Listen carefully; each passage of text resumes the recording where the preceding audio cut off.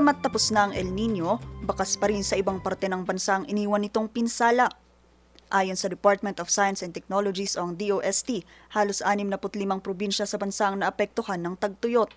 Karamihan dito ay mga magsasaka. A strong El Nino is present in the tropical Pacific, and this has further intensified, nearing its peak in the coming months as the sea surface temperature anomalies have reached more than 1.5 degrees centigrade. Kaya para mas maging mabilis at maagap ang pagmomonitor sa epekto ng El Nino, itinatag ng pamahalaan sa pangunguna ng Task Force El Nino ang El Nino Southern Oscillation online platform.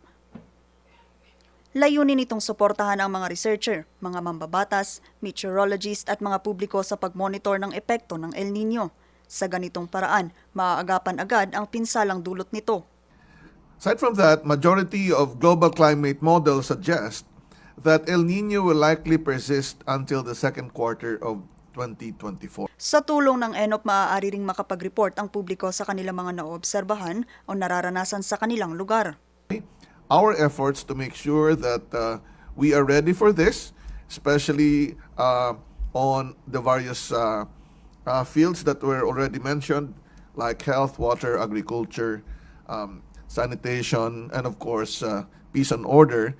And we also need to involve everyone in this effort. Sa pagtatapos ng El Nino, naghahanda naman ang bansa sa La Nina pero maaaring magamit din ang nasabing app para sa paghahanda. Ipinag-utos na rin ni Pangulong Ferdinand Marcos Jr. na gamitin ang nasabing app sa paghahanda sa La Nina at para sa mga susunod pang El Nino.